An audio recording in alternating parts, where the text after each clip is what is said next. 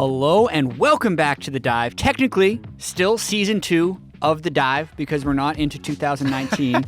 We've been on a bit of a break since Worlds ended, and we've just been observing these roster moves from a distance. It feels like most of the rosters are mostly set at this point. So I haven't been observing completely from a distance. I talked to Peanut a little, trying. You did. You talked to him on trying to Twitter. directly get in there, get your hands dirty. Yeah, and then you realize that he doesn't want to be around this annoying guy who sends him tweets, so he signed in Korea instead of North America. Single-handedly. Stop Peanut from coming in. Yeah. I did my best. Anyway, I'm Jat, joined by Kobe, who you just heard ruined our chances of Peanut, and Azael, who chimed in. We're going to be talking about the biggest global roster changes first, and then we're going to go a little bit more in-depth on North America. So one of the hypest rosters that has been constructed is Faker's team, who has gone through another very large rebuild after not making Worlds last year. So let's talk about the players they brought in to SKT. Yeah, let's do it. Because they started off with Khan, and you're like, oh, already this is insane for SKT. They finally got a super dominant top laner, and then they go down the list. They also have Klid and Haru as their junglers. Crazy is their, I assume, going to be the substitute top laner. Then everybody has a substitute, by the way, for this. SKT are going 10-man roster. It's Faker and Gory, then Teddy and Leo, and then Mata and Effort as the support. Mata is like the cherry on top because you heard of like Haru Klid. Everyone's saying Klid is this solo queue jungle god. You heard Khan was going up in the top lane. You think, okay, this is like another finally potential top lane carry, kind of circa Mar and Faker back in 2015 when they only lost a single game at the entire World Championship. You're like, it's here. The only thing they would need is like a veteran presence on the team to give them shot calling, and there you go. They have like the most famous Korean support of all time. And works really well, you have to say, with Teddy, who I think like individually has been talked about as one of the most talented up-and-coming ADs in Korea. Pretty young guy, gets to lane with Mata, who obviously has a fair bit of experience. So I think this team is just insane. And it really does kind of set up for the revenge of Faker in 2019, right? He didn't get to go to Worlds. He missed Worlds. Both times it was in Korea. SKT had a bad year, but Faker still, had some very, strong play overall individually. And I think it was kind of funny because coming out of 2018, coming out of kind of the Korean era of dominance, a lot of people have been talking about, I'm sick of the LCK, I'm sick of Faker, sick of SKT. And then this year when he wasn't there, I saw so much talk about how it felt weird that he wasn't there, that they missed Faker, that they wanted him to, like, not like this. They want Faker to be there at least. Exactly. It's not, you don't want the previous guys to just not be there and then you kind of move in. You want to beat them, right? You want to be able to defeat Samsung style. These, super dominant players. I don't know, what happened this year. Did SKT just get a bunch more money, or Faker's like, I'm gonna leave if you don't get me a good ass team? Yeah, he's like, I didn't go to Worlds in Korea again. We're flipping out. Let's go get everybody you can, because I think this is for sure. The comeback. They're gonna do extremely well this season. And I think there's a super high chance we see them in Worlds 2019. Yeah, I mean, if you wanted to play devil's advocate, it's pretty hard with this team. You'd probably say Mata has definitely had good years and bad years where he would be struggling in lane. If Khan is super unproven internationally, Haru and Klid are both relatively unproven junglers because really Genji/Samsung was only good when Ambition was in there. But the construction of players based on what was available, I have no criticisms for this SKT team. And I'm really excited for the first SKT Griffin game, actually, because Griffin was the second biggest disappointment of teams not at Worlds for Korea last year. They kept the exact same roster. I know scrims are not a great result thing, but they were scrimming like Fnatic and IG before the World Championship, and anyone during Worlds who was scrimming Griffin was just getting like slammed by Griffin. And that's different because that's like their World Championship to win the scrim, whereas other people are trying to scrim to improve. But I'm still excited for the SKT Griffin stuff, and then the rest of the teams just kind of moved some players around. The big three old school bot lanes in Korea, kind of signaling a new era, are all gone. Gorilla went over to EU. Prey we heard today, is considering retirement. That would be that's so what it sounded tragic. like. That would be so tragic. Yeah, Deft and Mata broke up again, right? So the three Banging big NA. bot lanes are moved around, and we're going to talk about some of their landing places throughout the rest of the episode. But definitely, I think Korea trying to refresh after last year's disappointment at Worlds, because none of the top teams are staying put with their teams and running it back. They all made changes, whether it was getting rid of some old or just bringing in a bunch of players like SKT. Yeah, plus they have kind of the new Griffin of this year. People are been talking about Damwon Gaming. They were also crushing teams in scrims at Worlds. Mm-hmm. Like they haven't had as much time, and they haven't been able to play in LCK, so we get to see some of that first, but they're also being hyped up as like, all right, you like that young, super talented, individual Griffin team? All right, we got another one. Yeah. So yeah, I think LCK is going to come back pretty strong this year. Yeah, we got a lot to talk about in this episode. We'd mentioned Gorilla moving over to Europe. This is the permanent partnership. It's no longer the EU LCS, or maybe it's long-term partnership. They have some fancy word for it. LEC is the League of Legends European Whenever Championship. I see it, my brain just makes it sound LEC. LEC. But It's definitely LEC. LEC. I want to train myself saying LEC. LEC It sounds rather better. than LEC. Yeah, I mean, I guess Yeah. it's like you don't say look for LCK. I mean, you don't say any of the other acronyms, but Well, also it's because a lot of them don't have It's vowels, also so so you memeable. can't say it. Yeah. Like you can't just be like for LPL because it doesn't make words. All right. Well, Gorilla did end up on Misfits. Obviously, Misfits, their roster pretty hyped up. Soaz landed there. It's Soaz, Maxlor, Febvin, Hansama, and Gorilla. Jesus is going to be their coach. So, a lot of hype around the Misfits roster. And that was, kind of one of the big points that people were talking about around the LEC and around EU in general was how incredible this team was looking. The kind of big question there for me with Misfits is this looks like a great roster, but how good is Febvin going to be? Because I don't think he was amazing in NA, but a lot of that people, from players I've talked to, was due to a lack of motivation, was due to a lack of practice time. And if you're going to be motivated, this is a roster you should be super motivated for. Yeah, I completely agree. I think it'll be celebration kind of returning to Europe for Febvin, because he was definitely not happy. In NA, they ran into a lot of speed bumps here, and there were a lot of rumors flying around about internal stuff going on that team. But this one seems to be like they're trying to get star players from all these different areas and now combine them together. These are so many big names of people who have had success in the past, and that's one of the biggest things.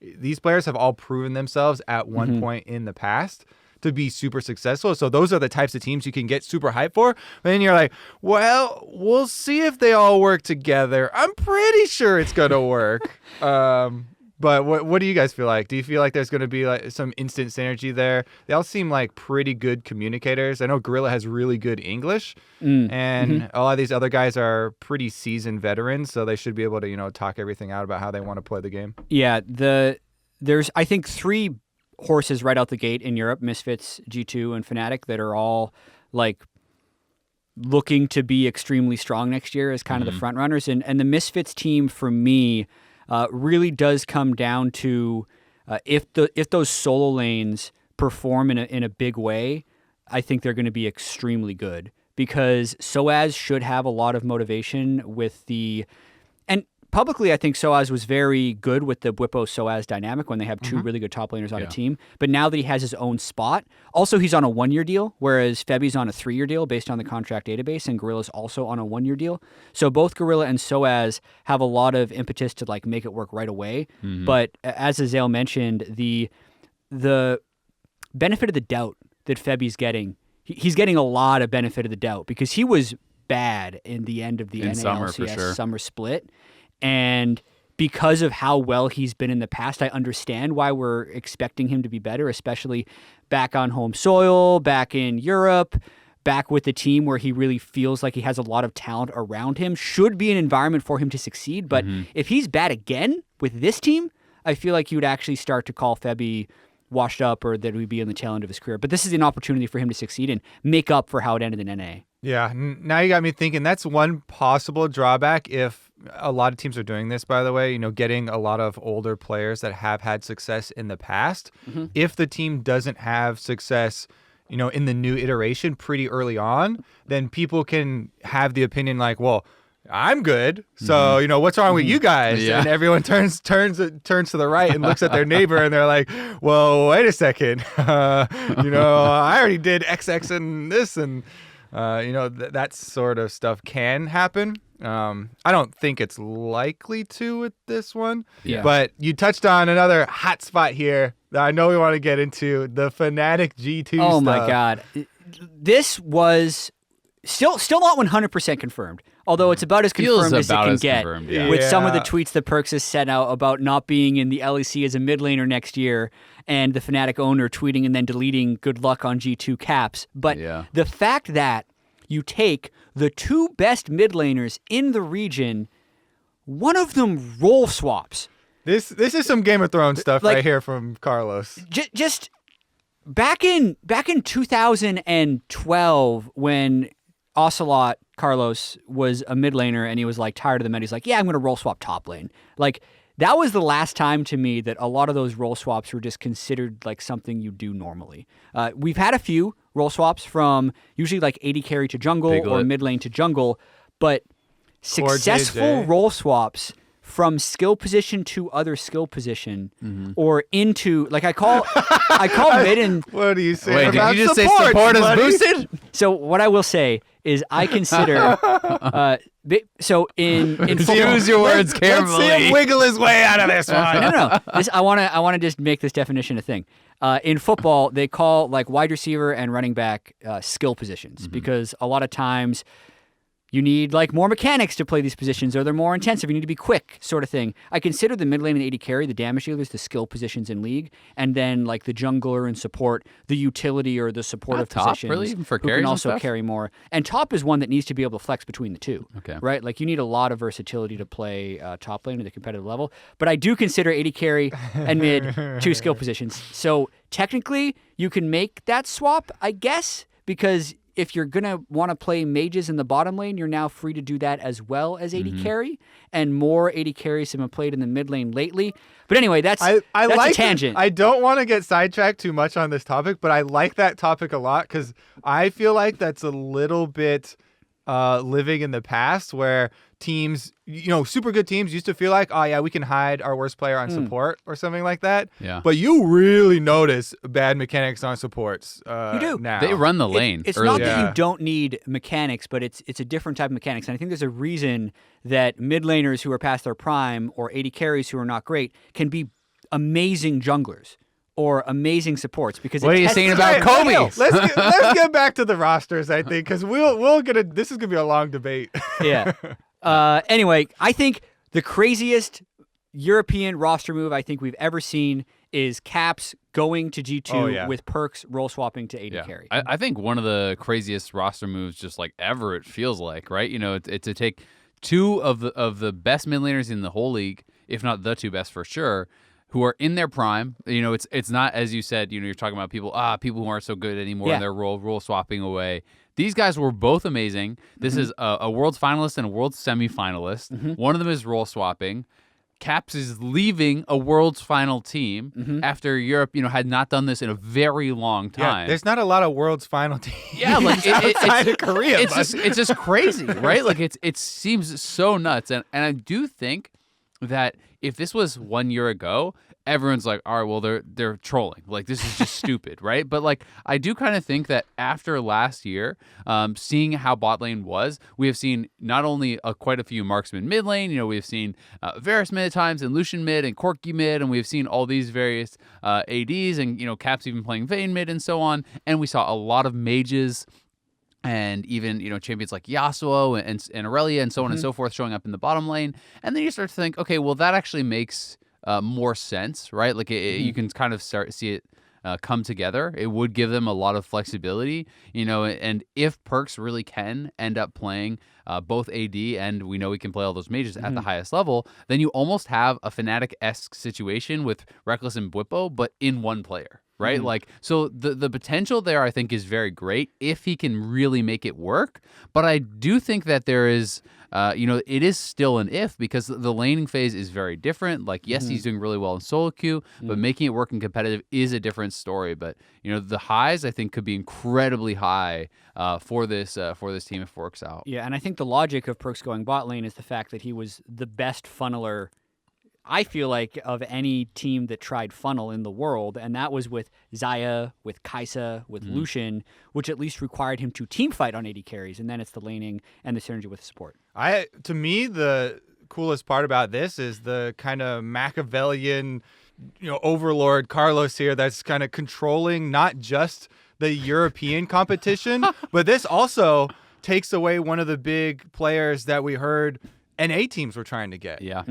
So kind of like back to when we were talking about TSM and when they initially got rid of double lift to try and solve one of what they thought was their biggest problems for international play, which was shot calling, and so they got rid of double lift. But you're not just getting rid of a player. When you get rid of a player, you add that player to the strength of one of your opponents, and here Ocelot is taking away the other best mid laner. So now he's got both of them. So it's not really about, it's going to be so great that Perkz is AD and Caps is mid. So much of this to me is the denial of, any teams that were trying to get Caps, which I heard there were a lot of teams trying to get Caps. That increases your chance of success within Europe, but also in international competition, because you're denying it from one of the top teams in NA that would also try and get that that player.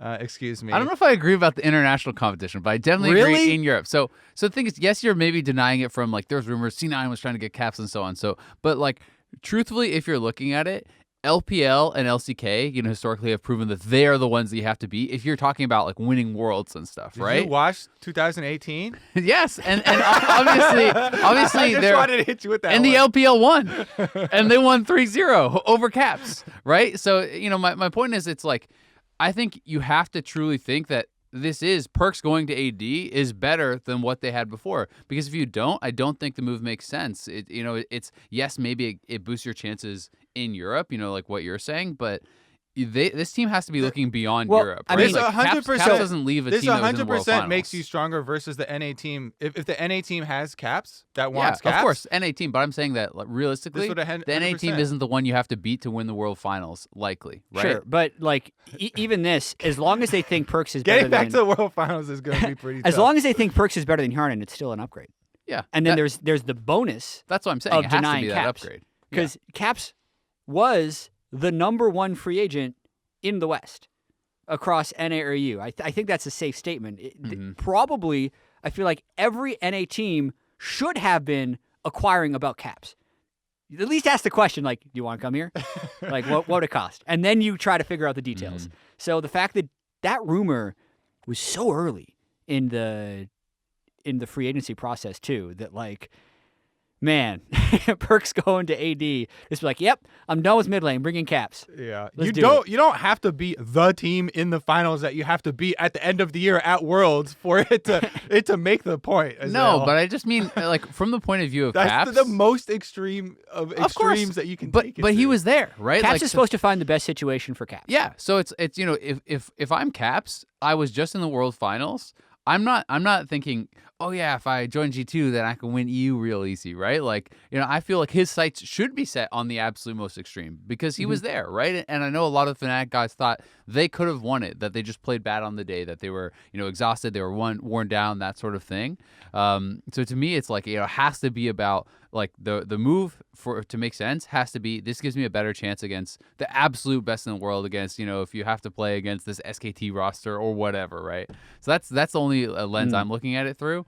But I think, Perkz, people are super hyped about this, but they could also turn on it very quickly if Perkz is getting blasted in lane, right? If that starts going bad. But it's also something where they're going to have, their sights are going to be set on Worlds. They're going to have a year to build up and improve in the bottom lane. Yeah. What happens to Fnatic now? Because the rumor is that they're signing basically another Prodigy type player in Nemesis. how much flack should Fnatic get for not being able to retain caps? This is why I'm talking about it from Ocelot's perspective. I think it was this genius move to take that away and break up the world finalist team, and that's such a big part of the move. So I don't think you put a lot of hate onto Fnatic. I think that's more good maneuvering by Ocelot. I know a lot of people are really upset, and I would be too if we had an NA team in finals and then another team stole away some key components into positions that they already had. I'll be pretty mad too, but I don't think it's for lack of trying for Fnatic. I think they've been pretty outspoken about. Yeah.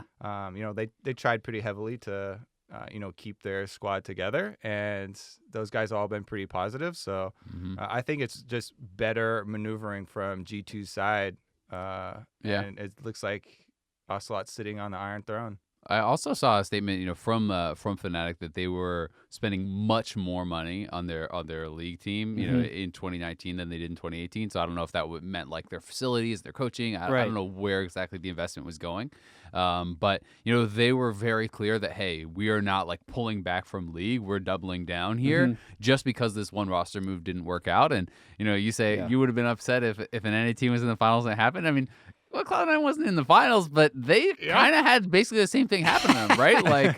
Cloud9 kind of got Fnatic as well. If Team Liquid took Jensen and then they moved Po Belter to AD, then I would be like, what the hell is going on? No, but I mean, they lost Jensen and they got Niski, right? It's Fnatic lost, Caps got Nemesis. This would be I feel like it would be more akin to TSM getting Jensen and then moving Bjerg to AD. Right? Because you're taking one of the best mid laners in the league and region and just moving them to a different position. Anyway, looking forward to watching the LEC. Do want to shout out to Origin and our boy Deficio. Still don't know their whole roster. The contract database has Alfari as their top lane, Nukeduck as their mid, and Sheriff as their ADC. One thing that I do find interesting about this is just listening to Deficio's player preferences and casting is how he's built the beginnings of this roster as far as value players. He's man, Nukeduck's really underrated. Sheriff, Nukeduck. Even on this bad team, is a really good AD carry. Alfari always solid in the top lane, and sure enough, day 2 of free agency, you see these guys show up in the contract database. He's going for the value picks. Yeah, I want to see how they do this year. It's going to be exciting. Yeah, we all wish the best to him for sure. So that will definitely be pretty hype. But on to NA, we have obviously. We wanted to kind of almost go through it, somewhat in tiers, kind of groupings of teams throughout. Obviously, a lot of people are talking about TL, the moves that they made. We just mentioned it. They got Jensen. Po Belter was dropped. They also picked up Core JJ, former world champion there. After there had been throughout the course of last year, especially around MSI, a lot of rumors about Doublelift and Olay not working well together, a team being unhappy with how he was acting and playing. And there's always been, when you talk about TL internationally, people say, especially after last year, looking at MSI, looking at Worlds, Po Belter can't really match up against the very best in the world, in mid lane, in lane. So for TL, this looked like such, strong upgrades and such strong moves towards not just doing well in NA, but really trying to, attempt that international success. Okay, so hold on. I think we should give our brackets and rankings at the beginning so that people have an idea of where we're going, and then we can go down the teams. And we actually haven't even shared them. That's true. We have so not. we can all give our own first. Okay, what tiers do we want to do? 1, Kobe's 2, going 3, first. 4. I have 5. You have 5 tiers. 5 tiers. I actually color coded them. They're not numbered. Go. What are your tiers? All right. At the top is Team Liquid in their own tier. In their own tier. It's dark red. The Team Liquid tier. The dark red. The dark red. Give it a letter. No, Why don't you give I did it as a rainbow, and I started with the first color. It and should that actually be the green tier for money. That's true. Green, coincidentally, ended up as the bottom 3. But anyways, because they don't have any. Team Liquid, dark red at the top. I think they're going to be by themselves. TSM and Cloud9. I put as a bit lighter red with 100 Thieves and CLG very close in an orange shade. Yeah. Yeah, Okay. just wait. Oh, Wait till I'll you wait, hear I'll my wait, whole, my whole one. The green's really going to change my mind on where you put 100 Thieves. Well, Yeah. you got it. And then the yellow one, I moved Golden Guardians and FlyQuest are in yellow after the orange tier. And then Clutch, Optic, and Fox are green. My brain is not going to retain the colors and the Okay, and stuff, so those you tiers. put Liquid in S tier. Yeah. You have put TSM and Cloud9 in A tier. Mm-hmm. You have put 100 Thieves I thought we were going numbers, but okay. Yeah, 100 Thieves and CLG. in B tier. That was C. You did 2 Bs. No, I did S and A. Oh, you did S. Yeah. Okay. Their color system is just garbage. No one does tier lists with colors. They're dark red, the light red. It's the most convoluted way of ranking teams. Why don't you stop flaming my list and I'm not even flavor list. I'm flavor the format of your list. bring up your point. Okay. All right, so Well, you what were yours that you're going to move around? Because I feel like the top 5 here, you probably will have these similar ones in the top 5, but you might move them around a bit.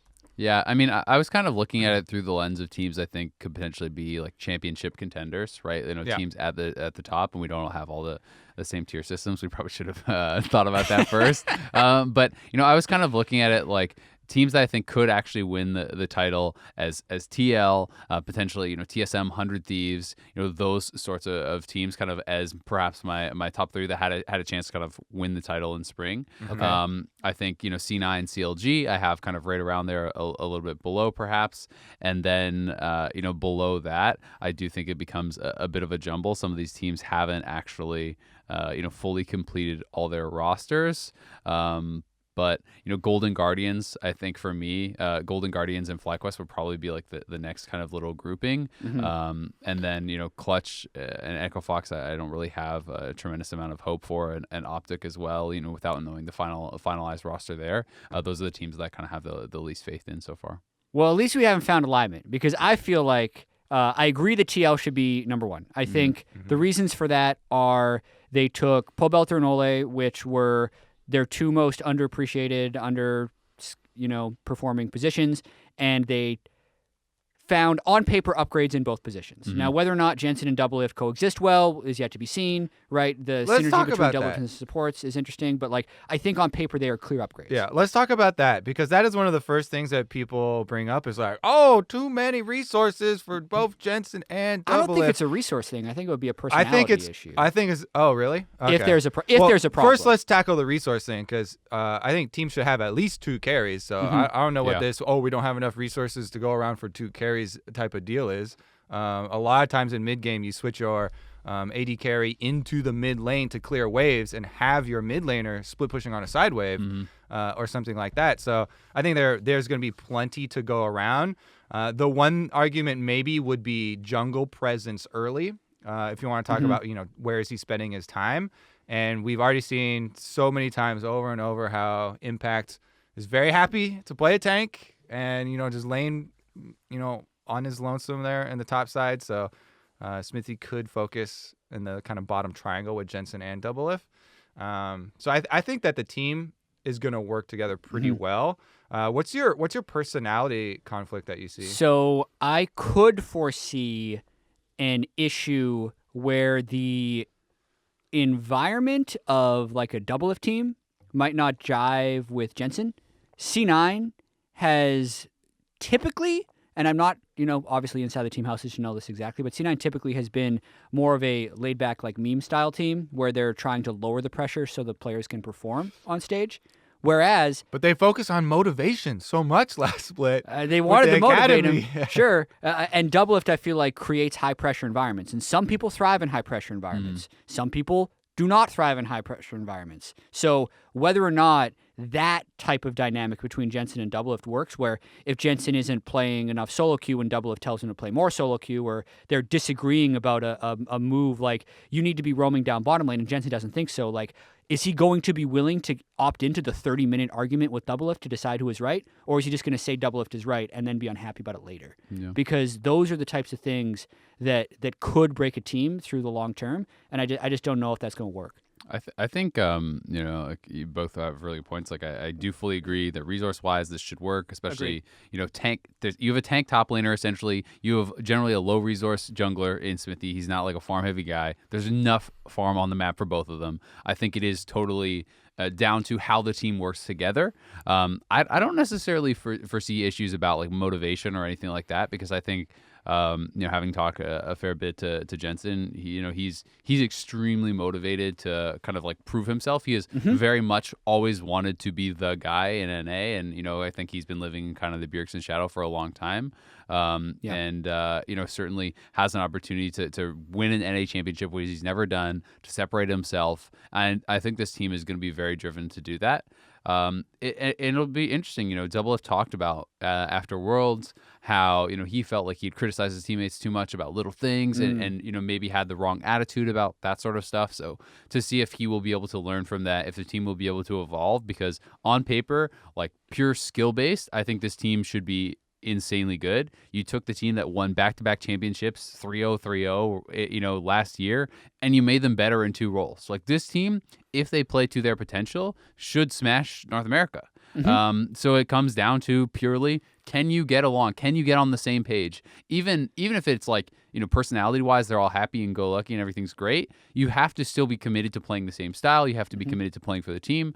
And I think, Jensen can do that. When you think about, like, there was so much talk about, he's just going to want to play carries. This could be all about him. Well, Zillion was like what he was known for mostly this year. Zillion and Galio and these sorts of champions.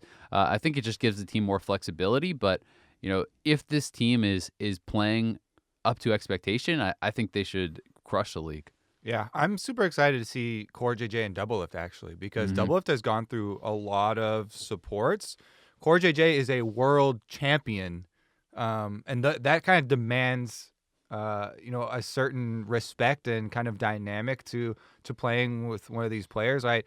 Famously, Dardoch had the interview or sound that we had after one of the games where he was like, well, I'm playing with Huni now, this guy was, in World Finals. What am I going to say, right? Yeah. And that's someone that usually butts heads with a lot of people. So I think it's going to be super interesting. And I think that bottom lane has the potential to be very, very dominant. I like one of the points about Jensen before we move on to C9. The difference between the way that I think TL is run versus the way C9 is run. And Jensen, I think, alluded to it when he made that article statement about like wanting to win NA. But Team Liquid, if you're a starter on Team Liquid, you're not getting subbed out. Like unless you're pulling yourself out. They're very much the 5 people, and I think more of a player run team than C9, which would be a very coach and org run team. And I think Jensen wanted that type of environment to really prove himself again. And that does bring us to C9, where there's 2 things. I haven't given my tier list yet. I think TL's at the top, but then I think 100 Thieves and C9 are right below him. And I think both of these teams are being, I don't want to say slept on a little bit because they're all kind of like top 3, top 5, but C9 made semifinals of the World Championship. They did the sub thing. They proved that the sub thing can work. Yes, they lost Jensen, but they acquired Niski. They still have Golden Glue, who was a mid laner for a lot of the split and actually played really well. Blabber's got another offseason full of development and a little bit more experience, and he's still, one of the best young jungle talents. They haven't announced Sven Blabber confirming that they're there, but they're under contract in the database, so they're probably going to be there. Licorice was still a god at the World Championship. I think we all had C9 in the next tier, right? Did you, Azale, as well? Yeah, I meant to, even if I didn't. Yeah, I was trying to remember some of my initial tier lists were like TL, 100 Thieves, and C9 all in a clump. But you have this urge to move C9 down because they lost Jensen, and that should theoretically be a downgrade. But this team was just getting started at the end of the summer split when they surged through and then got knocked down in the finals, and then surged again at Worlds above any other NA team. Yeah. So they should definitely be in the conversation of could definitely win the split. Let's talk about the big change, which of course is the mid lane, right? Yeah. And that is the thing for Cloud9, where you were just talking, Azale, about organizations switching players out and having substitutes be utilized like this. For me, this situation on Cloud9 with Niski and Golden Glue is not a difference of strategies. Even though I think they had an interview that kind of went up like, oh yeah, so excited to see all the different things we can try with the double mid laners. For me, this is going to be Cloud9 using both of these guys throughout scrims and throughout the beginning of the split and deciding on who is the better mid laner for our team. And not really the situation of like, okay, we're going to try, the Golden Glue's going to always play with Svenskeren and Niski's going to always play with Blabber. And we're going to have, some crazy combination that we sub these two guys in for. I really do feel like they are also going to kind of go down now this path of figuring out which guy is playing better at the time. And maybe that does change when patches change or something like that, or someone hits a rough patch and they're just not playing well for a while, or if they're down 0-2 in a best of 5 or something like that, then you sub in the other guy. But for the most part, that's where I see the direction going, and they're just kind of unsure, so they wanted to grab another option. Yeah, I also think, it's really interesting because despite the fact that C9 made semifinals and clearly Sven was their guy, and he was always going to be their guy after Blabber, I think his performances at Worlds and play-ins were pretty poor. I could see C9 going back more to Blabber as well because his performance in North America, where there was less pressure, was really good. And I think even if this team has a bit of a slower start in spring, you still have the potential for Licorice, Zazel, and Blabber to really be growing as players. These guys are still very early on in their career. Niski was quite good on Splice for a lot of the year in Europe. So I think this team does have a lot of the potential. When you look at if you talk about the on paper type stuff, I think it's going to be tough for Niski or Golden Glue to really fill Jensen's shoes, because I think Jensen has been one of the best for a really long time. And I think if you're talking about international play, neither of those other guys have really been able to prove that they can compete, against the best in lane in that sort of situation. So there are questions there, but C9, I think they have built up just kind of a lot of credit with me for the fact that they always seem to be able to make it work, right? They always seem to be able to come to Worlds and find these young players. And you don't want to be wearing that hat again, do you? I don't want to be wearing the hat again. But still think that was a good bet. They were like 1-5. But anyway, it's one of those situations where it's like, well, shit, you can't really doubt them after it just works every single time, right? Like Reaper, I think,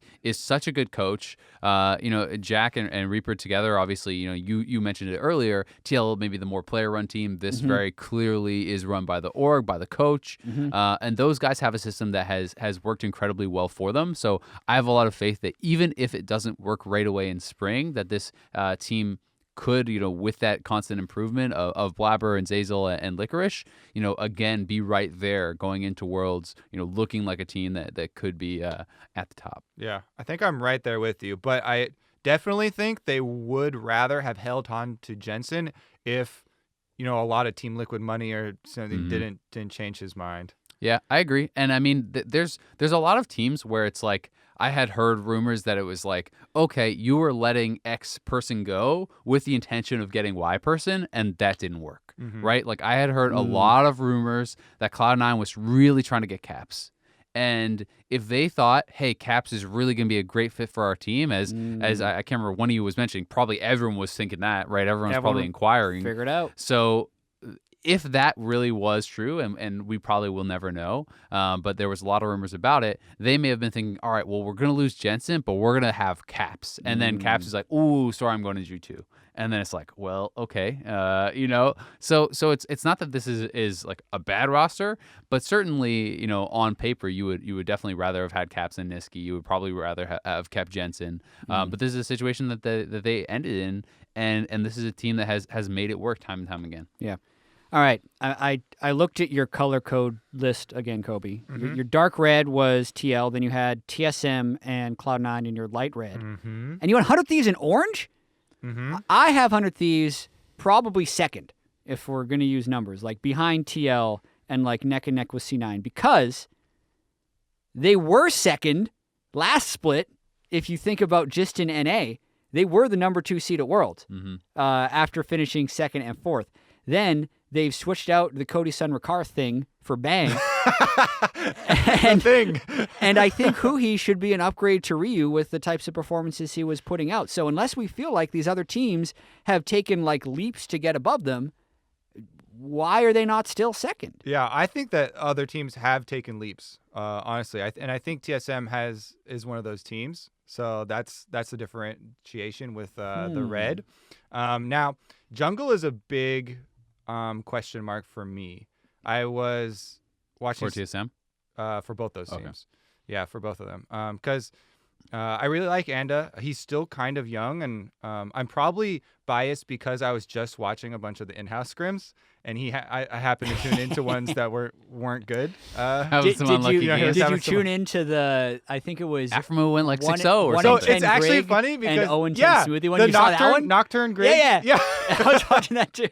I also felt bad for that one because I was like, man, the community's so hard on Grig right now. When Mash was just killing everyone with Dark Harvest Karthus. But I know that every player that I've talked to really has really good things to say about Grig. And I know the guys on TSM really like Grig. So I think that they're going to stick with him, whether or not they were trying to get, a big name, maybe an import jungler or something, in the situation that we're in now with the, a lot of the guys getting picked up already. I think it's very probable that they stay with Grig. And so I'm kind of giving more benefit of the doubt to all the players that I talk to and the guys on his team, rather than, I happen to tune in and see some rough games. Everyone runs it down once in a while. Yeah, and last year also was not, an impressive year for him or for TSM. So I feel like these ones are pretty risky, but I also feel like there are risks being taken on 100 Thieves here. All right, so who we're going to dive into first, TSM or Let's talk about 100 Thieves, but I'd really like to talk about them. But I am curious, hearing your comparisons, because as you asked, why, so you said now why TSM is kind of above them. Why C9 then? Oh yeah, right, yeah. So why not have them in the same tier then for C9? I'm kind of curious for the reasoning there too, because I definitely see 100 Thieves as in that grouping at the top. I still think TL is clearly the number one on paper, and I didn't, if you want to put them in their own tier, that makes sense. Yeah. But yeah, I mean, I think 100 Thieves just kind of got better across the board. Bang. Whether you think Cody Sun, what do you think about Cody Sun or not? Bang should clearly be an upgrade over Cody Sun or Rakara. They were second with Cody Sun. Huhi, I think you're putting a guy who has shown a lot of success roaming and playing for the team kind of style in the past, and you're putting him with Someday in the top lane and Bang Aframu in the bottom lane. So if that is going for them, if that is clicking for them in the bottom lane, that seems like it does suit Hui's style quite a lot. He can give up more of his lane to enable those other lanes and maybe have a lot of success that way. Yeah, and here are some of my fears for 100 Thieves. So we have pros and we have cons. A pro is the fact that Huhi is bilingual, and someday Bang and Huhi should be able to get along very well, especially with the type of infrastructure 100 Thieves can give to teams. And also the fact that Huhi and Aframu have a strong bond that goes all the way back to COG and get along very well. The con to that I hope doesn't happen and will be a challenge for Prawley is to prevent this team from being cliquey. Because we've definitely seen in the past teams where it's like the 3 Korean players decide they have a way to play the game, and then the 2 NA guys decide they have a way to play the game, and it just never meshes in-game. So as long as they can assign like a leader who's most likely Aframu, and the 3 Korean players respect that, right, is very important within that. And I know I put Huhi in both groups, so it's not super clicky in that way, but you do wonder if there's going to be like strong bonds there. And then the other fear is that Bang treats NA like a retirement home, which has happened, I feel like, with other older Korean imports that come into this league. It doesn't seem like it from his early stuff. He seems very happy right now, and hopefully that happiness turns into motivation. And best case, they're extremely good. Yeah, and so go ahead. I was going to say, let's take an example here, because what we're trying to do is make more differentiation here. Otherwise, it's going to be a blob of top 4. I think TSM. I'd have TL C9, clear number 100, 1. Yeah. The blob is TSM, C9, 100 Thieves, CLG. Okay. To me. So where would you differentiate this blob? Because if you're looking at 100 Thieves and you're looking at over here, CLG also made some pretty big signings, right? Power of Evil, I think, is one of the best definitely top tier mid laner here in North America, even though on Optic he didn't get to shine. I think it was clearly the, big hard carry for this team. And on CLG is going to have a lot of chances to thrive as well. Then we don't really know who their top Reign and over jungle Wiggly. is. I think Reign over's probably gone. Yeah. I don't think they've made an official announcement. It's but, not official. But Wiggly actually looked pretty good when he got to come in, and that's a young guy with a lot of motivation, I think. And then their top lane also is not announced, but I guess Flame is still floating around. Yeah, Flame did tweet that he won't be in NA, but we're not sure if that's he could. true. If it was like so, I guess mean, the top the lane only would be three that are pretty really big. confirmed is PoE, Stixay, and Biofrost. So like Yeah, and Weldon is the coach. yeah, and Weldon is the coach. Like Stixay and Biofrost, I think were the bright point of CLG last year. I think that they were a strong lane and statistically were one of the best lanes in the league, even when their team was doing really poorly. PoE fully bought in that this guy is really good. If I had to make a cut though, CLG would be in the next grouping down. Yep. Just because I don't know what's That's going on with Dark their top Orange side of the for map. the record. Dark orange, yeah, burned orange, perhaps. I am heavily considering moving 100 Thieves up to red right now. Yeah. Actually, All right. By the time this episode comes out, you need to tweet your color scheme so people can follow along. If it's Flame and Wiggly, like if Flame is in there, then I have more faith because I think Flame is a strong top laner. Darshan, it's been a long time since he has been really looking good in NA and matching up against all these top laners. And the top lane talent in the league just looks like it's getting better and better, right? Like there's so many good top laners across the league. So, if CLG is that Flame version with Wiggly and Wiggly's performing well, then hey, they could be great. But it's such a question mark. I find it hard to rank them without really knowing what the top side of the map is. Exactly. And this was a team that missed playoffs both splits. So even if they have upgraded mid lane from Huhi to PoE and changed coaches, we still have unknowns in the jungle and the top lane. So making one upgrade and coach from Huhi to PoE and changing the coach just isn't enough to take a team, for me, from 7th to 8th place to like, oh yeah, you're competing with the top grouping now. I need to see the rest of their roster, and then they need to also prove There's themselves. just a question mark. but we don't have the rest of the roster, don't. so we gotta assign. So if you're forcing it, then I them put to the them in rainbow. next one. Then I'm putting Darshan and Wiggly, and they're in like the middle tier. Yeah, they're down another tier, and then I would think that you'd have TL clear number one, TSMC 900 Thieves. That would be my next grouping. Then CLG would be the starting of the one after that, dependent heavily on their All right, roster. They could go. I'm up moving and down. 100 Thieves up. All right, you All made the Yeah. move. They made Good it job. to red. Good job. Welcome to the team. I'm a little bit okay. So my worries would probably be how are Bang and Aframu actually going to work together. I don't think Bang has as good of English as some of the other imports. However, as you said, Huhi and Someday both on the team. Also, they always tweet out pictures of them with their English teacher. Yeah, Someday's been working hard learning so English. they actually have a very good English teaching program set up. And you don't need super complicated English to communicate. So I actually think that should be fine. So then maybe my question marks are on Anda and how Huhi is going to fit in with them. and Bang's performance, right? But you know what? They're moving up. They're Hell red. yeah. Let's It's go. official. All right. Okay. TSM. TSM is going to be. I Let's think. assume Grig. Okay, we're gonna assume Grig. So it should be then Bjerg, Sven, Smoothie, Broken Blade, and Grig with Coach Zix. I really have a tremendous amount of respect for Zix. He's a guy that I've talked to a lot. I think he's a fantastic Play coach. some WoW arenas with him. Play some WoW arenas with him. That certainly is gonna knock him up a couple notches as well. It's his sales favorite now. He's the greatest. But no, I think he is a guy that. I talked to him a bit as well about, his thoughts going into TSM and some of his thoughts for why they hadn't necessarily been working in the past. And it feels like he has a good approach to coaching, and he feels like he can kind of take a strong hand with the team and improve upon some of the issues that they have been struggling with. So I'm interested to see how that pans out. As far as the actual player acquisitions, Sven and Mithy, obviously legendary duo, but Mithy individually I think performed pretty poorly for a lot of the year last year. Smoothie is a guy that I think when you talk about talented supports mechanically, I think mechanically he's extremely good. And paired alongside Sven, who I think was a standout for TSM, even when they looked like garbage. Sven seemed to always be having solid games. So, like I expect that to be one of the best bot lanes in the league. You still have Bjergsen. This guy is going to be one of the best, if not the best mid laners in the league.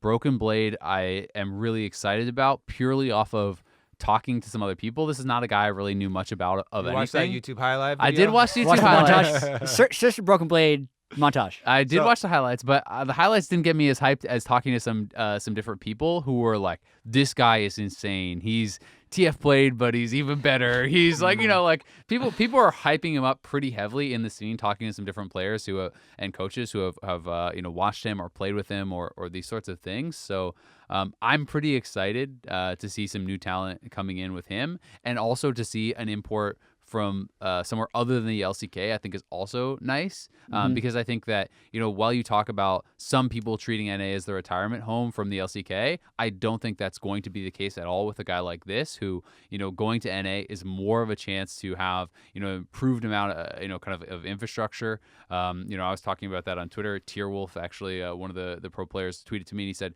he thinks that a lot of these smaller regions have incredible amounts of talent, but they don't have the infrastructure. They don't have the support and the coaching to really foster that correctly.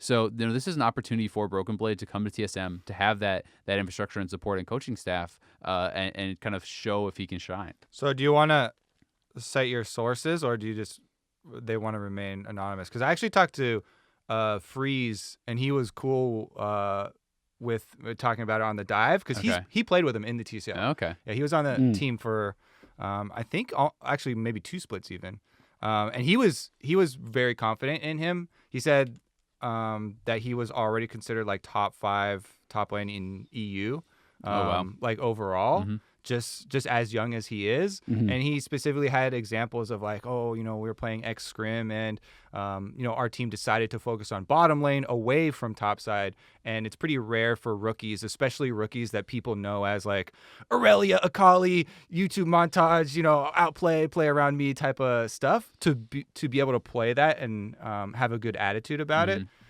So I think those are types of things that TSM does like to look for. Like they really like, famously scouting young talent and trying to get the next Bjergsen or something like that.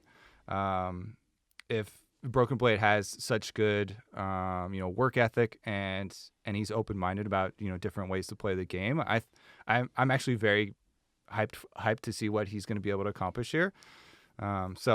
And that was really reassuring because Freeze has played with him. Right. For a decent Broken amount Shard of was time. one of the guys who was hyping him up and Yeah. saying, on Twitter as well, he thought he was really going to have a lot of success here and that he had a tremendous amount of faith in him. Yeah, I do think it's a huge risk, though, Mhm. right? Like, I like what TSM is trying to do, and I like how you brought up Bjergsen. I think they're trying to do the same thing with Broken Blade they did with Bjergsen, right? Get a guy over here when they're still young with a lot of potential and try and develop them into one of the great players. Yeah. It's like, but we've also seen a lot of people try that and fail. I remember Seraph. He was a prodigy. He was going to take over. Whoa. Wait a second. Who said that? Oh, I'm going to tell you, the org that signed Seraph said he was a Yeah. prodigy, Yeah, that's and true. there was a lot of public hype waiting to see this guy because there were Korean players that were like, yeah, he's just behind, I think it was behind like one of the great Korean top laners at the time, and it was like, just bring him over here, give him an opportunity, yeah. right? So that's the low end, but then the high end would be someone like Bjergsen or Jensen, which is what they're hoping to get. So I like that they're taking the risk. What's interesting is that their backup plan feels off, feels like it doesn't exist right now. The rumors are Haunter going to Golden Guardians, right? I don't think it's weird because I don't think it would be fair to Haunter to put him on the bench, like in case Broken Blade doesn't work out. But it does also take away TSM's backup plan in case Broken Blade is a disaster. The nice thing is that he actually did play a year of competitive play, and we have a little bit of sample size about how good some of those European leagues are, right? Turkey at Worlds was really close to actually making it out of play-ins this year. We've seen other players like Bwipo and Caps both played in leagues that weren't the EU LCS before becoming great on Fnatic. So in those ways, it's a safe play. And I agree with you guys that it is hype that they're taking this chance on a non-Korean import for their team. I also think, Haunter, I had heard, like from some players and from some people that, he had a different way that he had been wanting to play the game, and so, even if he's a great player, if he sees the game a different way and doesn't necessarily want to play the same style that the rest of TSM is trying to play, then he may have more success elsewhere, and they may have more success with Broken Blade. So it could end up being a move One that of those works out. good breakups. Yeah, I mutually mean, maybe, right? beneficial. If things work out for them on GGS, which ends up looking like a pretty decent roster, obviously depending on what's going on there, but it's at least, I think I'm cautiously optimistic for TSM. I have a lot of faith in the bot lane, a lot of faith in Bjergsen, and it's really going to come down to what the top side of the map looks like on whether this team ends up being around bottom of playoffs or missing or being incredibly good. If Broken Blade and Grigor are amazing. Let me ask you this. If I change the assumptions here and I open up the door for someone like Dardoch to be the jungler for the team, who everyone's wondering, like, where is Dardoch going to go? What are the teams talking about as far as, the team mentality and the mental health of the team of, like, are they going to be nice in game and that type of stuff? Or I actually heard some teams, I think it was, the rumor was Echo Fox trying to talk to Rush as well. Oh, interesting. So there's still little bits of wiggle room and things floating around for the jungle. I don't think Acadian is He's not a team yet. signed yet. The Dardoch thing doesn't super raise my opinion of what I would think of the TSM roster, just because I just think he has too much of kind of the checkered past of I've heard too many times from too many people You're done. Azael's done. About how negative he is in game, about how negative he is, a lot of times as soon as anything goes bad, right? By all accounts, he's an incredible teammate if everything's going well and it's rainbows and sunshine, and he'll be your biggest supporter. But I've heard so many times that if something starts going bad, that it's really a negative environment with Dardoch, and I just think that is really, really tough to deal with. And Echo Fox was supposed to be like the team with the super high highs, with a tremendous amount of potential and talent. He had Huni there. I remember last year when we were talking about the Echo Fox roster, people were like, well, if he was ever going to succeed, it has to be this time, right? And then Echo Fox didn't really work out. Dude, if he goes TSM, their first 7 games are going to be so good.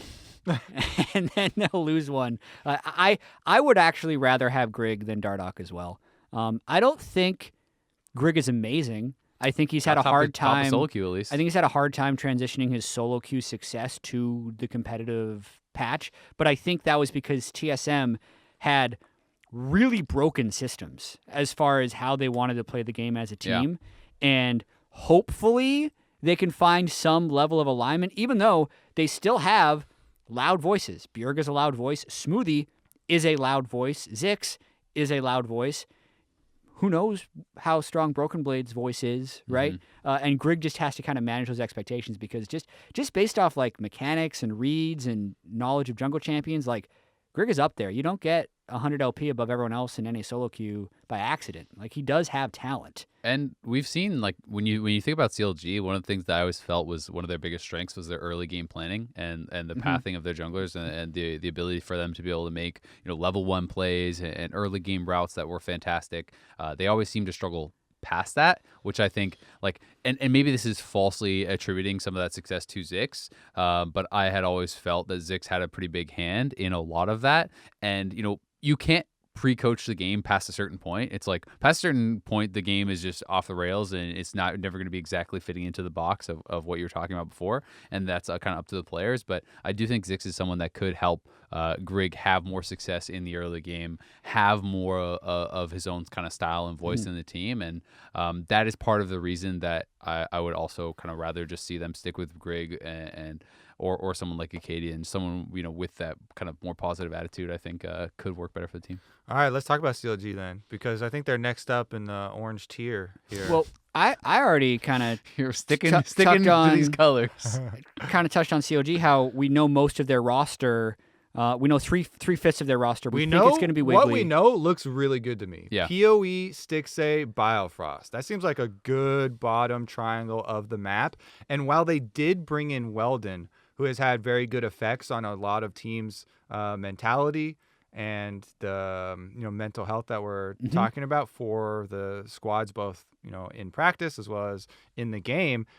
Who is their strategic host? Because Weldon, as great a motivator and all that stuff that he can bring to the team, he is out of his element as far as drafting and Do they still have that type of stuff.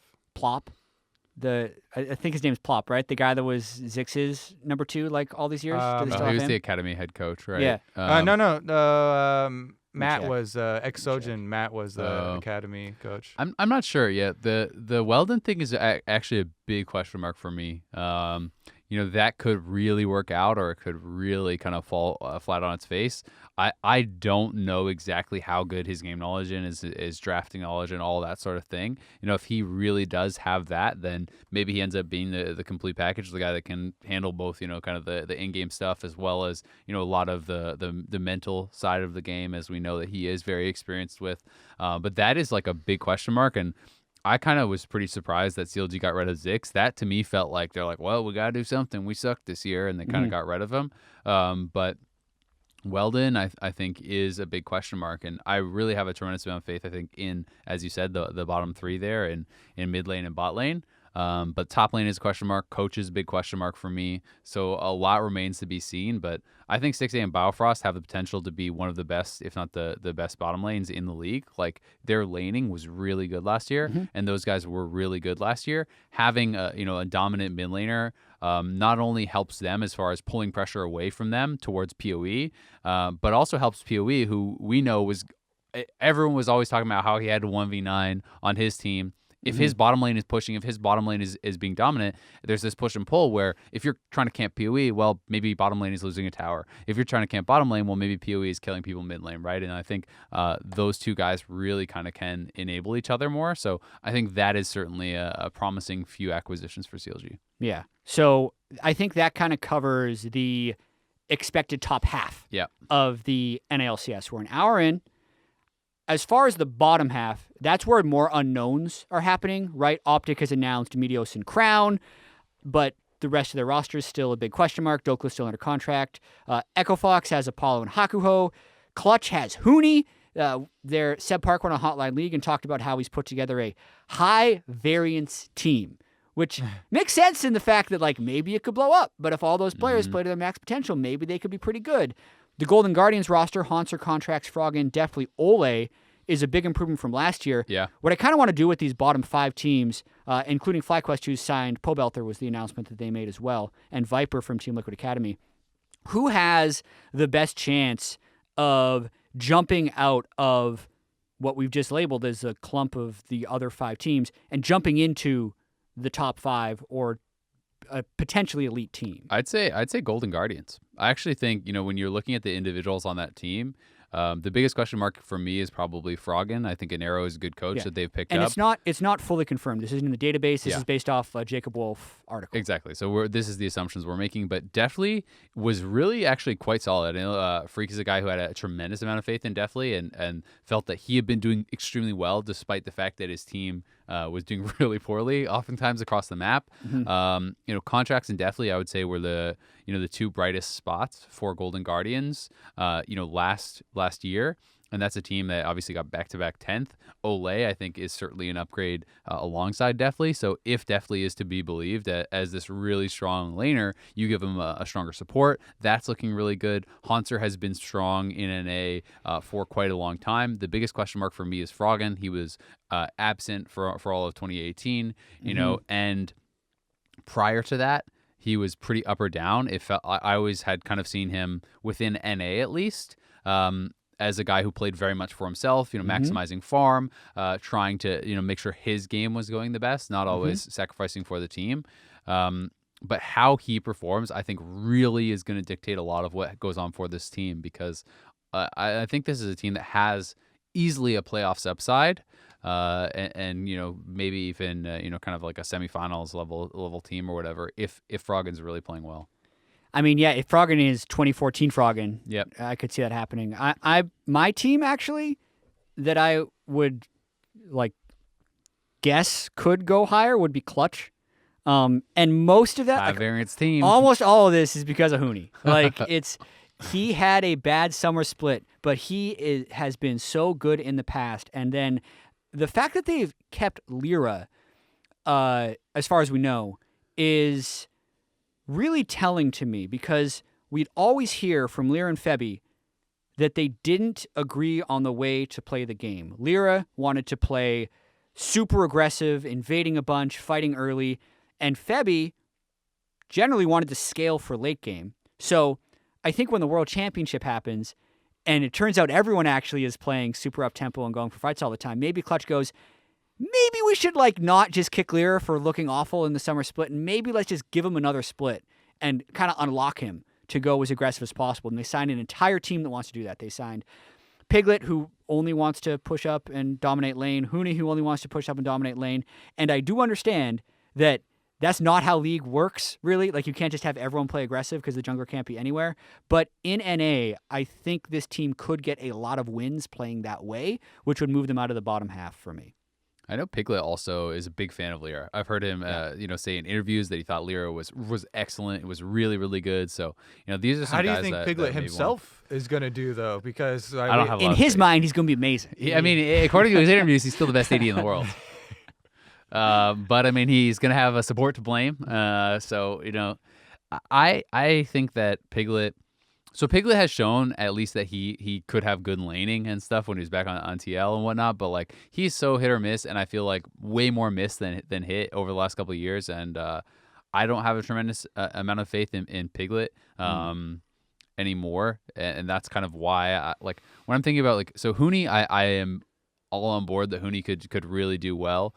Lyra has not looked good for a while. Demonte pretty unproven. Piglet. And there's we don't really know what the support is going to be. Some people have been maybe saying probably Vulcan. So Vulcan, I just don't see that being a strong LCS type bot lane when you're looking across at a lot of these bot lanes. Are they better than Bang and Afro? Are they better than Double Core JJ, 6A Bio, Sneaky Zazel, definitely on Olay even, Apollo Hawk? Who are they favored against, right? So that is kind of where I'm struggling is if your bottom lane is not doing well, if mid lane is not going to be favored against most of these people, it's hard to see how they get a lot of wins unless Huni is just blasting everyone or Lyra really gets back to best in NA form. All right, so who's your dark horse? You guys are leaving me with Optic, Fox. You could echo one of our sentiments. You could agree with one of the two of us. You can't really take Optic or Echo Fox because you would have to make the rest of the team for them. They're both missing 3 players each and maybe even a coach, right? So they only have declared for sure 2 each. Echo Fox has Apollo and Hakuo bottom lane. Actually, maybe Solo too. I thought Solo got transferred. I thought with Clutch. Okay. I thought Jacob Wolf said Wolf Solo was there, but we don't know if he'd start. Yeah. And then Optic have Crown and Meteos. Yeah. So you're all right, there's a couple players, but you basically have to make the rest of the team. Yeah. So I'm going to actually look at FlyQuest since FlyQuest they have Viper. Everybody is declared. Yeah, Viper, Santorin, Pobelter, Wild Turtle, JJ. I think it's pretty good. So not core JJ. He hasn't done enough sit-ups. Yeah. Just normal JJ. And Saint. There's a freak style gonna come popping out here. Yeah, Yut actually gave me that joke 3 days ago, and I decided to pull it out right here. He called him regular JJ. Well, it delivered. And then I added the sit-up part. So even though this kind of seems like some kind of a second string team, we're in the second string blob here. So I feel like maybe they could make it out. I'm kind of hyped for Viper to maybe we see a Riven in the LCS. Even though they lost most of the games that he picked Riven in Academy, they didn't pick it into the greatest situations. Santorin I thought had a really good showing at the end of the year. FlyQuest had a very strong resurgence. I still think Turtle is a good marksman player. JJ was one of the really good rookies, I thought, as far as showing hard work, moving up from Academy, and having a big impact. Working closely with St. Vicious on his specifically Tom Kench became such a big tool for them as far as moving around the map with the support and making a lot of those plays. I think that showed a lot of really good qualities for him. So I actually have a decent amount of faith in this FlyQuest roster. Pobelter as well, moving over there. Top 10 mid laner for sure. I think Pobelter should be an upgrade over Keen. Could do it. As far as the other teams, not, we have to fill in so many more blanks. FlyQuest isn't looking so terrible, right? Yeah, I think Pobelter it should be an upgrade over Keen. But I definitely think Viper should be a downgrade over Flame. Yeah. So that's kind of where I'm not so sure. But yeah, I mean, I think Saints seem to make things work quite a bit for FlyQuest. But the wheels did feel like they fell off a little bit towards the end, when it felt like they had maybe been figured out a little bit more. But it's definitely going to be interesting, and we have to wait and see what Optic, what Equifox put together. The only other thing I'm kind of curious to get your guys' opinion on is, what do you think about the acquisition of Crown? Because I've heard extremely varying opinions from, oh my God, this is like crazy levels of hype, he's going to be the best in NA, to, well, why? Well, I think it's really hard to sell the best in NA when Jensen blasted him at Worlds. Yeah. And Jensen's still in this league. Mm-hmm. And yeah, it is a team game, and there's a lot more that goes into it, but the recency of Crown, I think, might dampen it a little bit. I still think he's a really good player. Mm-hmm. So I'm not, a lot of people are like, whoa, wait a second. How did Optic even get him? Like, why is Crown over here? It came way out of left field. It definitely did. This is another one of those ones where you're like, well, that could turn out super well. But, even when he was on Gen G, there were a lot of, rumors and people talking about what the atmosphere and the team was like there, and how he was able to deal with not finding as much success as he previously did. So that might be another one of those hurdles that we kind of touched on before. People who have had previous success like a long time ago, or even just 1 or 2 years ago, he's a world champion himself. If the team doesn't find success early on, are they going to get super frustrated quickly? And his most recent form was not his peak form. Yeah, I feel like it's a change of pace for him. I actually wonder if he could have found a Korean team that he was happy with to play. Like, I don't think he was going to start for Genji, and I don't feel like in like the BDD Faker world that he was going to be able to move to one of the top tier Korean teams and UCal. So this is almost like a last ditch for Crown. I think this has the potential to be a total disaster from a Korean import status, but obviously we have to wait and see. Yeah, I mean, I kind of am of the opinion that when I'm looking across at these mid laners, I'm like middle of the pack. Like I don't put him above Jensen, I don't put him above Bjergsen or PoE. Like maybe he's around there. I think he's still got it in him. Yeah. So I think I might his have upside is. I might have a little bit bigger upside for him. I mean, I think he still has the upside, but my preseason rankings would probably have him somewhere in the middle, probably like 4th or 5th best, mid in the league. But I also think if this is his, last shot, as you're putting it, he's not being put in the best position to succeed. We don't even know. He's only got one teammate. Exactly, it's 2v5. But I mean, Dokla I think is still under contract, so it's like if you're going from Kuve to Dokla, and you're going from Big, I think is still under contract, and then question mark for the bottom lane. Are they going to get an academy guy, maybe? Maybe Keith has been a guy that's moved up a couple times for teams. But if that's like that level of team, Prismal I thought was also good. If we're looking at like scouting grounds talent and academy talent, but you're going from Ruler and Kuve to Prismal and Dokla, right? Like chances aren't looking good, I think, for this squad, unless there's some people were kind of hoping, I think, for Optic Prey. But then with the Prey rumors saying, saying he's thinking about retiring and then he turned down all offers, then I think the hype has died a lot on what the potential Optic roster could be. All right. I think that'll mostly do it for the roster changes. We want to touch quickly on the preseason patch because obviously there's going to be a lot of changes, but we've all been playing it. We've been watching it a little bit. Just like pick one thing that you want to talk about a little bit. My one thing, I guess, would just be the turret changes, turret plating in general. I think has been pretty cool. I do actually think it's been pretty successful in creating more of an extended laning phase. More consistently, the lane, is not just like, oh, I died at 6 minutes and I lost my turret, right? You're getting to actually play out the lane more often. It does feel like it's more of an opportunity to play, scaling pick in that way because you're not just guaranteed to instantly lose your turret. One thing that I want people to try out because I think it's pretty cool is actually play jungle, go demolish, play with a demolished top lane, and you double show up and you just knock turret plating off. Like you get 160 gold for every turret plating you knock off. And you're not supposed to Spread that. So double demolish, it's still taxed. It Is this still your goes strat? twice as fast, right? Yeah, it still goes twice as fast. So you show up with 2 demolishes. This is something that I have tried out, and I think it's actually pretty insane. Everyone's gonna do You it both now, just walk Isaiah. in. You both just walk. See, Kobe was gonna hold out on you all. I'm giving you guys the goods. You walk up.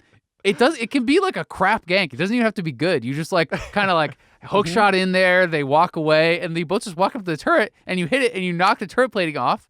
You can knock off 1 easy peasy. That's 160 gold. If you can get 2, 320 gold for your gank. That's like getting a kill. You didn't even do anything. Do it, man. Yeah, it's good. So by the Try it way, out.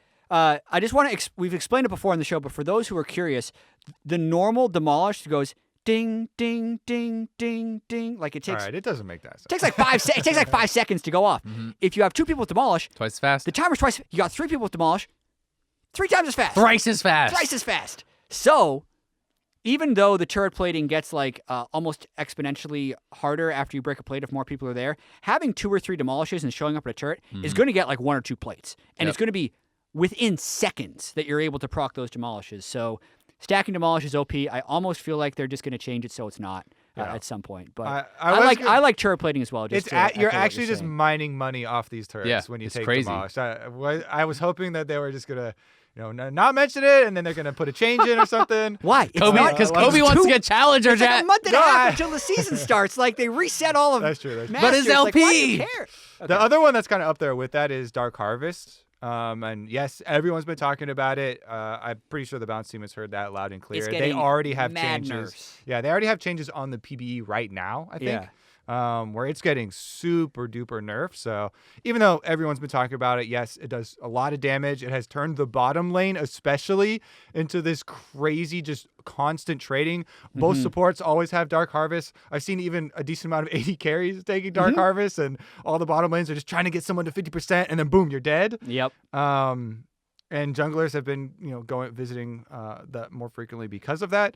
But yeah, I think that is definitely going to get changed. So I almost want to jump past that to bounties. Yeah. So bounties are one thing that definitely took a lot of adjustment at first. And I think there's a few things contributing to it. The display of bounties lets people know how much gold they're actually worth. So it is only a slightly increased amount of gold, I say slightly, than previously, but still a substantial and noticeable amount of gold, even more noticeable because it displays on the scoreboard. The weirdest thing that a lot of people have obviously pointed out is when you're ahead in farm and thus it increases your bounty. It feels to me like the attempt to just say, okay, you are actually strong, so you will be worth gold to kill, so that if you are strong and you are reckless with it, you will be punished, which in theory I agree with, but I just see so many situations potentially where like 1,000 gold bounty dude exists and a support gets the last hit, right? And then suddenly the comeback is halted. I would like to see either a slight reduction in bounties or a little bit more of it going over to assist pool if your team shuts down the strong person, since that's like the spirit of the change in my opinion.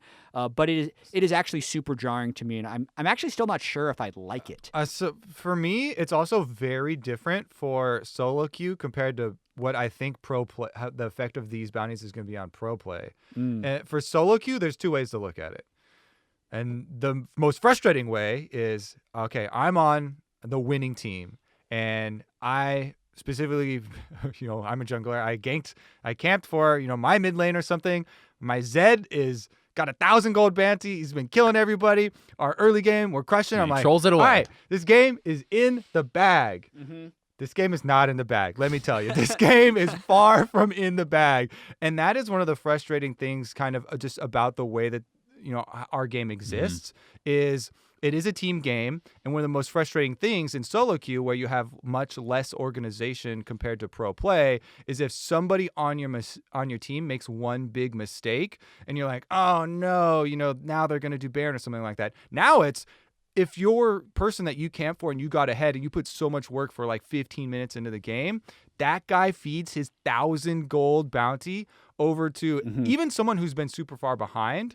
If a carry on the other team like last hits that, they slingshot ahead. Especially if the other team has more scaling champions or something like that.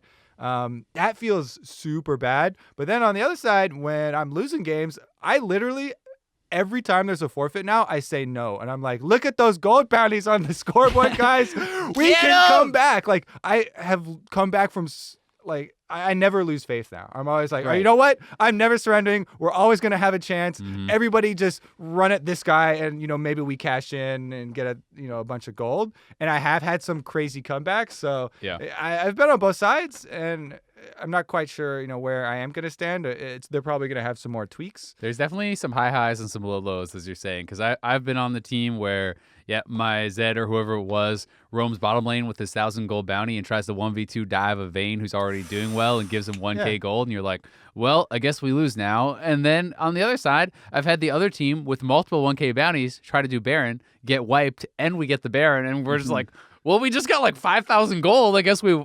Yeah. So my frustration with it is I don't like the farm bounties personally, because especially at pro level, this isn't a big thing. But if I'm laning against some monkey who's just actually last hitting poorly, and it's like a 50-50 matchup, and I'm just outplaying him, I don't feel like I should have a bounty on me because I CS better, right? I understand the thought process is, okay, he picked Jace and I'm on some crappy matchup where I'm just going to have to take it and my chance back in is getting the kill later. I get that. But if you're playing like a pretty 50-50 matchup and I'm just out farming him and I see a bounty on my head for that, I'm like, that feels wrong. It feels like I'm almost being punished for farming better. So I don't like that, and I'm not really sure how to navigate it. I will say that the higher up in rating that you go, the higher of your rating, the games end much quicker. That's much less of a problem. They're much more snowbally. So that's the other thing when you're considering these adjustments. Like I'm talking about, it's way different for pro play than solo queue. Even in solo queue, it's different depending on what rank you're playing in. Because a lot of the ones that games I've been playing recently have just been super snowball, and you're like, oh man, I wish we could get that 1,000 gold bounty, but it's like just dangling in front of your head. I mean, final thing I'll say about like the bounty system is it's not just the gold. Minions are faster later in the game. You get a cannon on every wave post 25 minutes. So it was I think it was actually LS who I heard say this, and I'm gonna steal it and say it again here. Is the game is on a bit more of a knife's edge now because the winning team has a lot of tools to accelerate the game and win faster and snowball harder than previously. Because when they do get the gold, the cannon minions and the minions move faster and they can get more turrets and they can expend their lead even more. And if you get Baron with cannon minion every wave, you can just win. But then the losing team needs to do less to get back into the game as well, because all they have to do is kill the dude with 1,000 gold bounty, and boom, they're back in the game. So I think I love the spirit of that, in that the game is just riskier across the board, both in snowball cases and in comeback cases, as long as it doesn't go so far that the game no longer feels fair. And I haven't played enough games or seen enough pro to be able to make that judgment yet. The other thing with the minions moving faster is that they will push into the losing team. So if you have good stall like a Nivea at turrets, and you're going to have these minions rushing to you quicker. So if you're defensive, you're like, well, as you said, it's not too complicated. Yeah. We try and defend at this, if they make a mistake, everybody go for this guy, try and get that bounty. And I think they're gonna tweak it. I'm definitely not feeling like it's settled here. The last thing I'll say about bounties that I think sometimes is a bit of a misconception is I've seen a lot of people who seem to be thinking that when it says 1,000 gold, it's 1,000 additional on top of the kill, and it's the total amount of gold you are getting. So I have seen a lot of frustration sometimes where it's like, I think it starts showing at 400, right? 450. 450, okay. I've seen like, why are getting 450 extra gold? They're getting more than double the gold already? I'm not even that far ahead. And it's like, no, you're getting the base kill gold, so it's actually like 150 beyond that. So maybe even just taking away the base kill gold from that number would give some more clarity to players and maybe reduce a little bit of frustration. That doesn't necessarily mean it shouldn't also be tweaked or changed. But seeing 150 up there suddenly, I think, feels less frustrating than feeling like the 450 is going over. Also, it doesn't show you over 1,000. Yeah.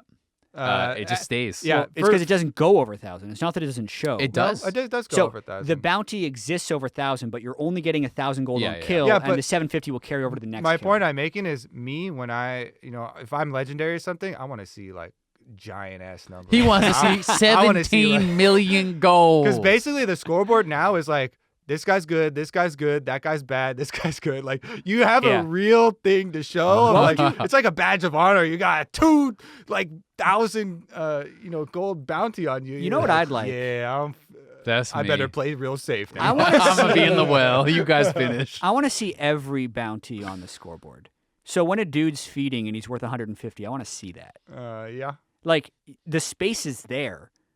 And I know there's a lot of information, but if you're pressing tab and you're going to see the gold there anyway, I feel like it just improves the knowledge that you have. Just waiting for the screenshot where the guy's worth less than the cannon minion. Yeah. Like, when people are like 018, it's like 36 gold. Yeah, but then at least you know, right? Like, I think it would just enhance the way you play. All right, you guys done with the patch? We can move on to Twitter? Yeah. Yeah.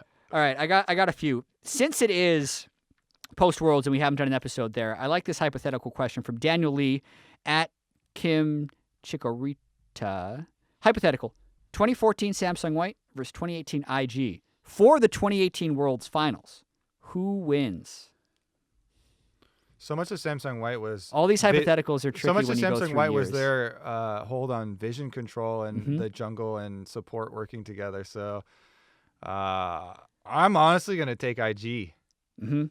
So are we saying that they are playing in the today's 2018 game? Yeah, World he Finals. said It's in not in 2018 2014. Worlds. It's Yeah, in then 2018. you have to say IG because IG was the best at the 2018 style in 2018. But right? 2014 Samsung has never even tried. You don't know if they're going to be able to do it. I mean, I guess, but then Yeah. it's a question mark, right? So Okay. it's like if you're putting money on it, you're putting money on. I know for a fact IG was really good at League of Legends in this year.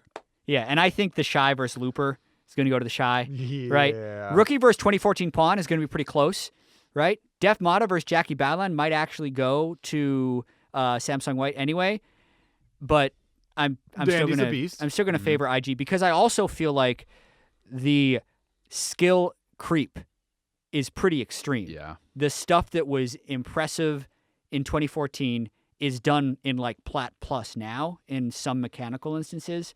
So I think it's 2018 IG. So that's unanimous.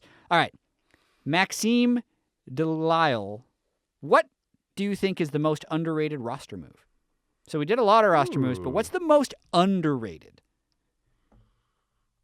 I mean, Golden Guardians maybe then for me. Okay. I would say just because I think that I've seen almost no talk at all about the Golden Guardians roster moves. I mean, on social media and whatnot, I feel like I've seen actually no tweets. No one's hyped about it. Part of that could be because it's not officialized they didn't yet. Like it's announce just anything. Jacob Wolf. Yeah, so I'm just interpreting it Yeah. as having not very much Because you hype. think they could be top 5. So I Yeah. think Froggen takes a lot of hype no matter where he goes. So if That's that's announced, Mhm. I think it's Okay, so that's fair. But yeah, I mean, just based on what I have seen a lot of talk about so far, I have not heard a lot of talk about Golden Guardians. Golden Guardians is always the team that is memed as the back-to-back 10th. I think their upside, if Froggen is really good, could be top 4 even, right? So I think that's some pretty good moves when you consider this team was 10th in Academy, then 10th in Academy again, 10th in LCS, then 10th in LCS again, and we're talking about, hey, they should be playoffs. So they could be even better. Yeah, saying underrated stuff is always hard because then you're like, okay, It's well, your own I have interpretation. Who's rating? I have to Yeah. assume what people Mhm. are rating them with, so that makes that type of question kind of hard. I guess I would go with Broken Blade, even though now they're like trying to generate hype because he's so unknown, and I think that he has a pretty high chance That's a after good one. speaking to people. All right. I'm underrated as Huni to Clutch Gaming. It's I like huge. Clutch Gaming is a contender. It's crazy how With Huni. far Huni's stock has fallen over the last year. Yeah. Over the Over the last 6 months. Yeah, I mean the amount of hype when he was going to Echo Fox was like off the charts, and then Yeah. going into Rift Rivals, off the charts for Huni, and then since then it's just been kind of down in the down. Back in the onto the charts. yeah. Well, All right. Final question.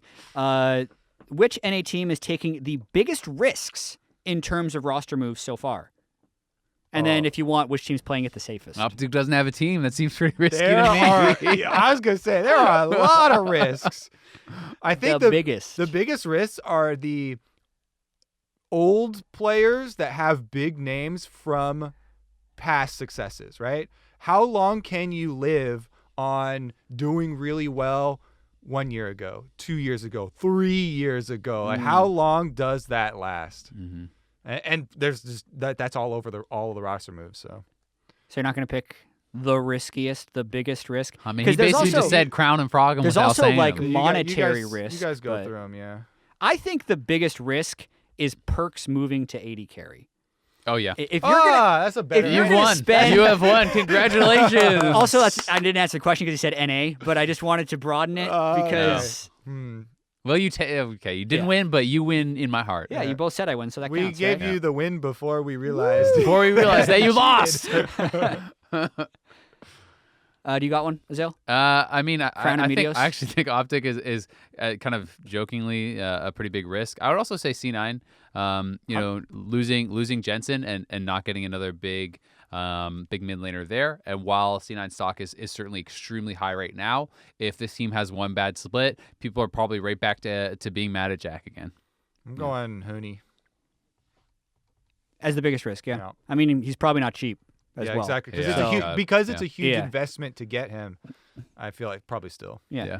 Also, did you know that All-Star is in like a week? I did. Yeah. It starts on the 6th of December. Because You know who's going to be there? Kobe's most underrated roster move, Broken Blade, as a Turkish All-Star. You're going to be able to see him there. yeah, that's gonna be true. hype. That's actually really hype. Yeah. Yeah, there's going to be a lot of stuff going on at All-Star. I think more details will be released about that, but we got like Nexus Blitz is going to be played. There's Yeah, I gonna be didn't all want this to say cool anything stuff. because I don't know what's been released. Yeah, I probably just So I was like, leaked that Nexus Blitz is going to be played. I hope it's true.